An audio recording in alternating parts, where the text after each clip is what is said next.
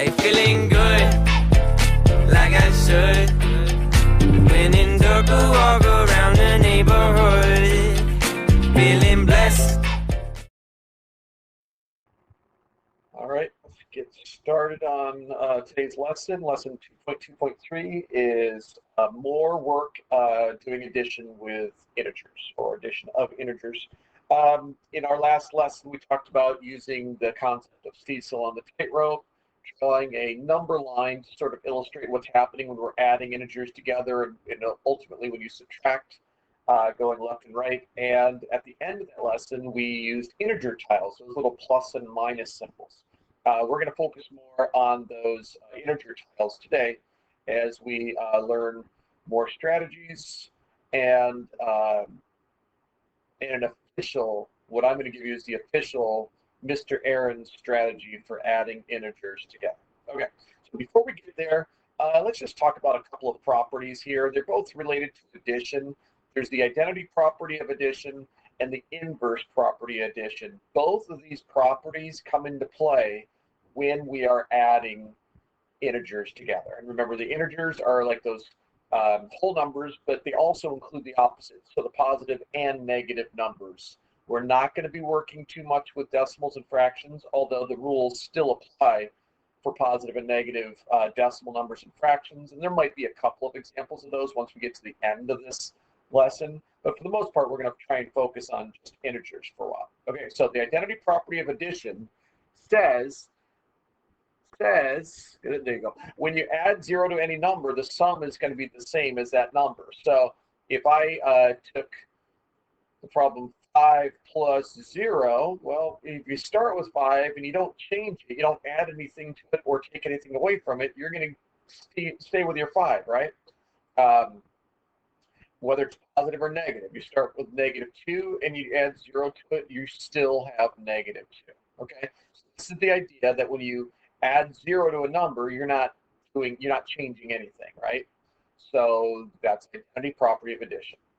The inverse property of addition, inverse is a mathematical term for opposite. And so when you're adding a number to its opposite, the sum is 0. Now, remember that the absolute value is the distance your number is from 0 on the number line. Well, an opposite, if you want to think about it, would be a number that is the exact same distance away from 0 as whatever number you're working with. So if I take, hold on for a second, lose my train of thought. If I take the number 6, that's 6 units away from 0. What other number is 6 units away from 0? Well, the only other number that would do that would be -6. They're both 6 units away from 0 on the number line. And so when you combine them, you're going to get 0 for an answer. Okay? If you take negative, sorry about that, that's for negative. If you take -7, it's 7 units away from 0 on the number line. What other number is 7 units away from 0? That would be +7. So when you add those two opposites together, you get 0 for an answer. Okay, so identity property says when you add 0 to a number, it does not change that number. And inverse property says when you add two opposites together, you always get 0. And so that's what we're going to be doing today, was playing around with this property to manipulate this property to add, and we'll just add integers together. Okay, so in lesson 2.2.2, you use integers to represent lengths in two directions. You began to think about the plus and the minus tiles to represent this forward and backward movement. Today, you will use the plus and minus tiles to model expressions with integers, assigning the plus tile a value that is +1, and the negative tile will have a value of -1. So what you need to do is think about these questions as we are working today. Can we show what an integer represents in more than one way? And what can we do if the numbers are very, very large? All right, so we're gonna, this would be an in-class activity where I would be giving you integer tiles in bags, and you would sort them out on your desk. But you know what we're gonna do? We are going to do a simulation of it. And here are my 3 bags, okay? So this is what I'm going to do. I'm going to reveal bag number 1's contents by moving the bag away, essentially dumping all the tiles out. Let's just go ahead and do that now, okay? So here are a bunch of tiles. What we need to do is we need to sort these tiles and put all the pluses together and then put all the minuses together. So let's just go ahead and sort these minus tiles over there. Let's put the plus tiles up above. And once we've got them all there, we could actually write this. Let's just count those out. This would be 1, 2, 3, 4, 5, 6, 7, 8, 9, 10. There's 10 plus tiles, and 1, 2, 3, 4, 5, 6, 7, 8 negative tiles. So this is like saying positive 10 plus negative 8. Now, if we want to determine what the overall value of that entire pile is, what we can do is we can put together these 0 pairs. So remember, the 0 pairs are when you take a positive and a negative together. They are technically opposites. This would be like +1, or a 1 plus a negative 1 makes 0, correct? So if we sort all of these guys together, come on, come over. Move these guys down here. Got this guy there. You got this guy goes with that one. You got this guy goes with that one. And you're left over with these two. Okay? So all of these make 0 pairs. So if I were to like draw the circles around every 0, there's 0 plus 0 plus 0 plus 0 plus 0 plus 0 plus 0 plus 0 plus 2. So what's our answer to positive 10 plus negative 8? Our answer is 2. So bag number 1 has an overall value of positive 2. Okay. Now let's take a look at bag number 2. Bag number 2, where can I put this? Maybe I'll put these guys down below like that. We know this is bag number 2. All right, let's sort these guys out. Put all the pluses together. We've got all the minuses together. So 1, 2, 3, 4, 5, 6 pluses. So that's positive 6. Added to 1, 2, 3, 4, 5, 6, 7, 8, 9, negative 9. Okay, so let's manipulate these into 0 pairs as well. So you got your 0 here, your 0 here, you got your 0 there, a 0 here, a 0 there, a 0 here, and what are we left with? 1, 2, 3 negatives. So 0 plus 0 plus 0 plus 0 plus 0 plus 0, that's supposed to be a 0 there, plus negative 3 means our answer for bag number 2 is negative 3. So far, it does say if you look at the bigger handful of tiles, which have a better, oh, no. Let's not do that. Whose pile is the greatest value? Well, so far, the positive value of 2 is going to have a greater value than the negative value of 3, okay? So we are counting, we're not looking at absolute value here for the number of tiles left over after we cancel out the zeros. It's the positive 2 has a greater value than the negative 3. So this bag number 1 so far has the greater value. All right, now let's take a look at the contents of bag number 3. Let's sort these guys out. It looks like I have a lot more pluses than minuses. So we got, here's a 0, here's a 0, here's a 0, and here's a 0. We've got 4 left over. So taking our zeros, 0, 0, 0, this is 1, 2, 3, 4, 5, 6, 7, 8 plus negative 4 gives us an answer of positive 4. Okay, so out of these 3 bags' contents, the one that had, let me actually put this guy up there. The one that had the greatest value was bag number 3 with positive 4. Then in second place was bag number 1 that had positive 2. And in third place was bag number 2 that had a value of negative 3. Okay, so what we're going to now do is we're going to take some problems that involve positive and negative integers being added together, and we're going to create models. We're going to draw in the plus and the minus signs and then zero out the 0 pairs, and we're going to use the integer tiles to figure out what we have the most of. Okay, so this is the process we're going to work through. Oh, hold on, I gotta pause this. All right, I had forgotten to put in my answers and cover up some of my work, so now we can go. Okay, so what we're going to do is you're going to read or copy down each one of these expressions, A through H. Then build by just drawing the plus and minus signs into your journal for each one of those problems. So it might be good for you to give yourself some spacing so that you can show that. Otherwise, you're going to have to do what I did down here, which is show all my work in a different section. It's always nice to have your work shown right next to the problem. So give yourself some spacing. Draw in, if it's a positive number, you're going to draw in the appropriate number of positive tiles. If it's a negative number, you draw in the appropriate number of negative tiles. So here's an example. If you were given the problem -8 plus 2 is equal to -6, you wouldn't see the equals -6. But -8 plus 2, then you're going to take 1, 2, 3, 4, 5, 6, 7, 8 negative tiles, and 1, 2 positive tiles. And then circle the 0 pairs. So this becomes 0 plus 0 plus -1, 2, 3, 4, 5, -6.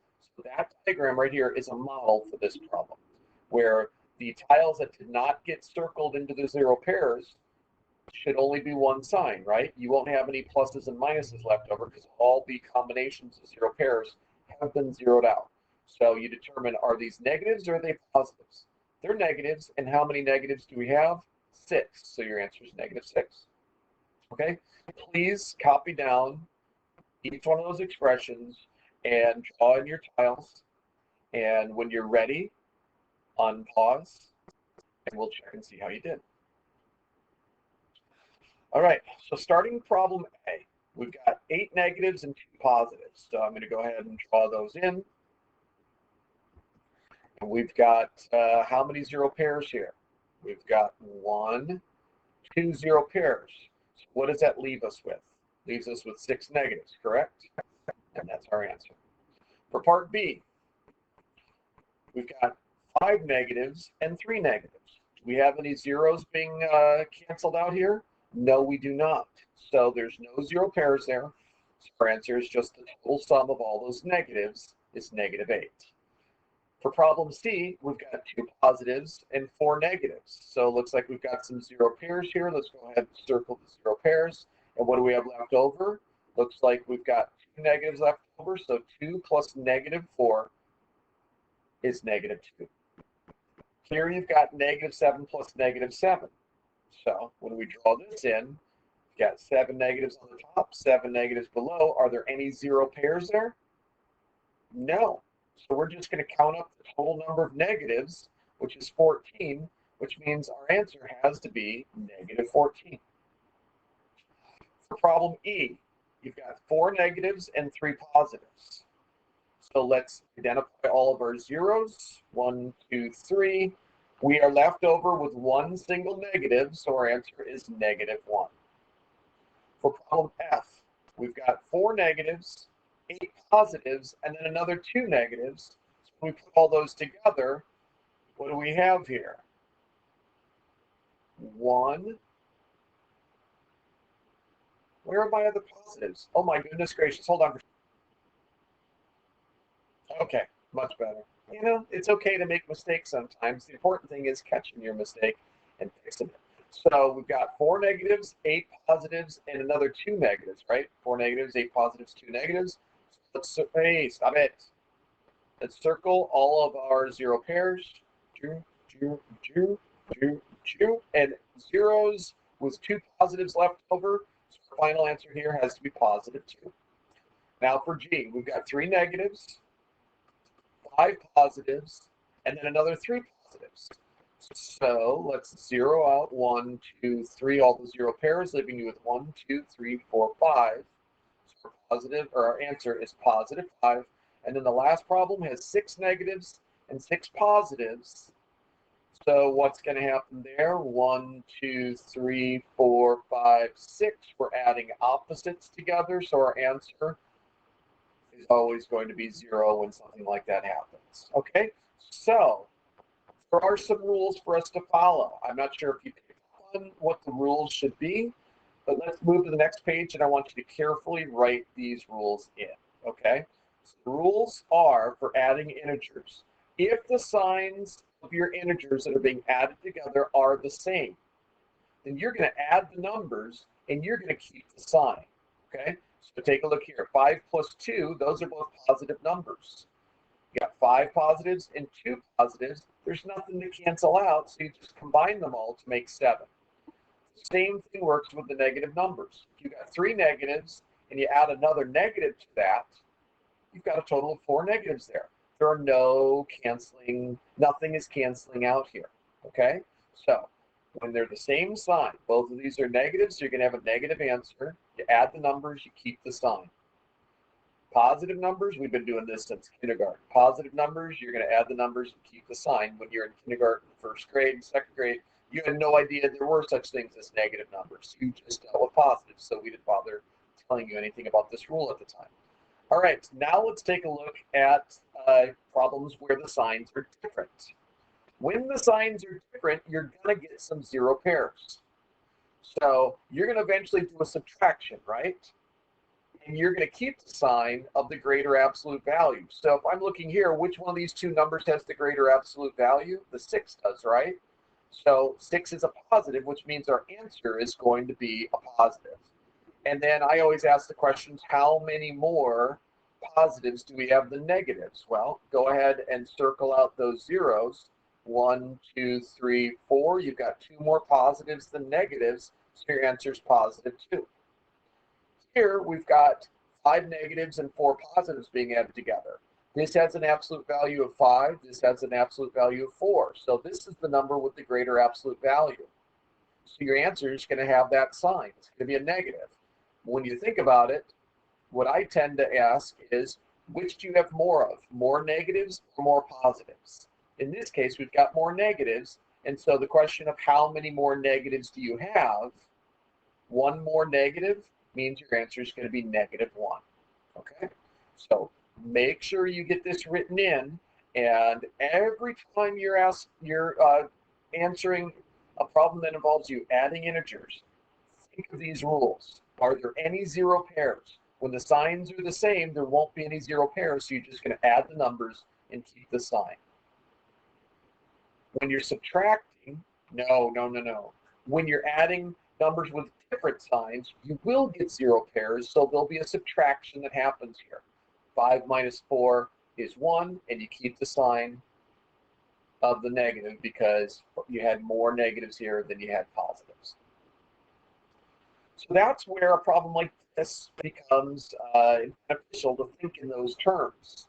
Nobody wants to draw out -200 and then +14, right? Who wants to make 200 negative signs on their paper? So just think about it. Here you're adding 2 numbers that have different signs. Do you have more negatives or do you have more positives? You've got more negatives, right? So the question becomes, how many more negatives do you have, right? So let's get that written in. Are there more negatives or are there more positives when solving a problem like this? In this case, there are more negatives, so you know your answer is going to be negative. So the second question that we ask is, how many more negatives are there? Well, that's going to result, you're going to have to do a subtraction, right? How many more is a question for subtracting? And that's what we said over here. When you have different signs, you'll subtract the numbers. So what is 20 minus 14? It's 886. Did I say 20? I meant 200. 200 minus 14 is 186, which means if you were to actually draw these out and circle all the zeros, you'd circle 14 of the positives and 14 of the negatives, leaving you with 186 negatives. So that is the answer to this problem. All right, let's go ahead and use that method now. I would like for you to try and not use the calculator for this. Sometimes calculators can be tricky. You know, if you don't have the right buttons on there, it's hard to add positive and negative numbers together. So in this case, let's just try and use a little bit of mental math. And I've actually done some work over here. So if you want to copy these down and do some work, go ahead and do that. But pause this and see if you can figure out what these answers are. Okay, so this one, A, I believe we can do that mentally, right? Do you have more negatives or more positives? You have more negatives, right? So your answer is going to be a negative. How many more negatives do you have? What is 100 minus 50? Well, it's negative 50. So our answer to this problem, we could do, most of us should be able to do that mentally. Here, some of you will be able to do this mentally, but first of all, notice both numbers have the same sign, correct? So you're going to add those numbers together, and you're going to keep your sign, so our answer is going to be a negative. Now, we need common denominators. Do we all agree that 8 could be our denominator? So this, instead of being 1/4, could be 2/8. So you add the 30 and the 60 together to give you 90, and the 5/8 and the 2/8 make 7/8. So our answer ends up being negative 90 and 7/8. Here, same as B, where both numbers have the same sign, so you know you're going to add those numbers together, and you're going to get somewhere around negative 55. But I've got to figure out what is 59 hundredths plus 63 hundredths.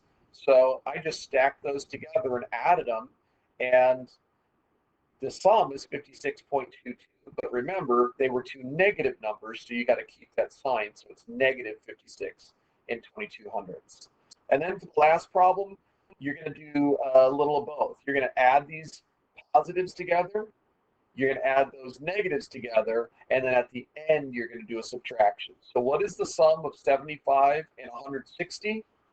It is 280, 235, and then 30 and 29 make 59. So these are going to be negatives. That's going to be negative 59 plus positive 235. So now that we know the signs are different, you're going to subtract the numbers and keep the sign of the bigger number. We definitely have more positives than negatives. So our final answer ends up being 176. I should say negative 176. Okay? All right. Last bit of problems. There are some other problems actually on the online book, but there's just no way we can do that without me being in the classroom and us interacting with each other. So I think you're getting the gist of the lesson based on what we're doing here, so we don't need to do those other problems. All right, so the additional problem. I would like for you to read through each one of these problems and record your thoughts, record your answers, and then we'll do them together, okay? All right, welcome back. I'm assuming you worked through all those and did brilliantly. Let's see what we have for our answers. To start, consider the number -3. Can -3 be represented by a pile containing 19 tiles? And I concluded that yes, it can. Because if we take 1, 2, 3, 4, 5, 6, 7, 8 positives and 1, 2, 3, 4, 5, 6, 7, 8, 9, 10, 11 negatives, you've got more negatives than positives. You got a total of 19 tiles there. So we're going to have a negative answer, and turns out we have -3. But I couldn't come up with any way to do that with 22 piles. So write a general description of the total number of positive and negative tiles that could be in a pile represented by -3. Well, in general, what I discovered was you have to have a negative number of tiles. So if I were to take, let's say 1, 2, 3, 4 positive, well, actually, you could start with just that, right? You could have 3 negatives, so that's an odd number. But if you had the 4th negative, it's no longer -3, so you have to add a positive, so now you got a 5th one. So every time you add 0 pairs, you're adding on another 2, which is going to keep everything odd, right? 3 plus 2 is 5, plus 2 is 7, plus 2 is 9, and so on and so forth to infinity, okay? Now, this is where you could choose any number that you want. Choose any number and describe the number of positive and negative tiles that it could represent. So I just chose the number 4. So you could have 4 tiles. 1, 2, 3, 4. And then after that, if we're going to keep this being 4, we have to add a 0 pair. So in this case, we would need an even number of piles, or an even number of tiles to make that even work. And in this case, I chose 10 tiles because I had 1, 2, 3, 4, 5, 6, 7 positives and 1, 2, 3 negatives. So if I had done, any number of even number of tiles will get you an even number. So in general, any even number requires an even number of tiles, and any odd number is going to require an odd number of tiles. All right, so this last part was just additional challenge just to stretch your thinking. But for the most part, I want you to leave with this bit of knowledge right here so that you can solve any problems that involve adding positive and negative numbers together, whether they're rational numbers or integers. The rules are the same. So this has rules for adding integers, but it's really for adding any rational numbers together. If they're the same sign, add the numbers and keep the sign. If they're different signs, do a subtraction and keep the sign of the larger number. All right? All right. Good job. Go get your homework done and make sure you show your work. Make sure you copy down the problems, because if you make simple mistakes, you want to be able to go back and look at your work. I'm pretty much going to say this multiple times every week for the entire year. Show all of your work so you can correct your mistakes. The more times you correct your mistakes, the fewer mistakes you will make in the future. All right, take care. Bye. Hey, feeling good, like I should. When in dark, walk